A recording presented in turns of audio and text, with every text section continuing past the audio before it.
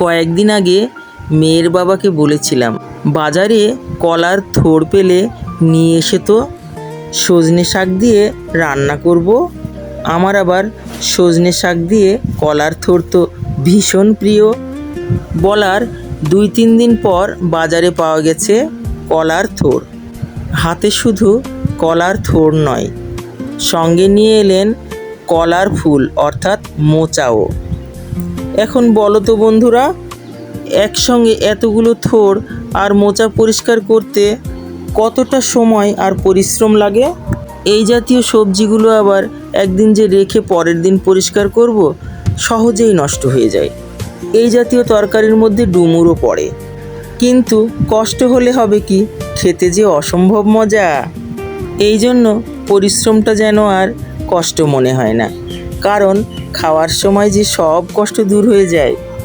খেতে অসম্ভব মজা, কিন্তু রান্নার আগে এই পরিষ্কার পরিচ্ছন্নতার কাজটাই যেন সবচেয়ে বড় পরীক্ষা।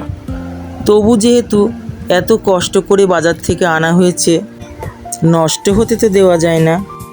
তাই একে একে থোড় মোচা বেছে পরিষ্কার করে কুটে আবার হলুদ দিয়ে ধুয়ে পরিষ্কারও করে নিলাম। আবার সজনে শাকগুলোও কুটে ধুয়ে পরিষ্কার করে নিলাম। কিছুটা ফ্রিজে রেখে দিলাম আর কিছুটা দিয়ে শুরু করলাম আজকের রান্না। এসব পরিশ্রমের পর এবার আসল কাজ, কলার থোড় দিয়ে সজনে শাক ভাজা। চলুন দেখে নেওয়া যাক কিভাবে বানালাম আজকের এই একেবারে দেশি ঘরোয়া আর দারুণ মজার রান্না, বাঙালিয়ানা রান্নাঘরে। এবার রান্নার পালা। কড়াইয়ে অল্প পানি দিয়ে তাতে 1 চামচ লবণ এবং কুচি করে রাখা পেঁয়াজ, রসুন ও কাঁচামরিচ দিয়ে দিলাম। এরপর কুটে ধুয়ে পরিষ্কার করে রাখা কলার থোড় ও সজনে শাকগুলো দুটোই একসঙ্গে দিয়ে দিলাম কড়াইতে। শাকের উপর আরও সামান্য লবণ ছিটিয়ে ঢাকনা দিয়ে ঢেকে দিলাম। এবার অপেক্ষা, শাক আর থোড়টা ভালোভাবে সিদ্ধ হয়ে নরম হওয়া পর্যন্ত। থোড় আর শাকটা সিদ্ধ হতে থাকুক।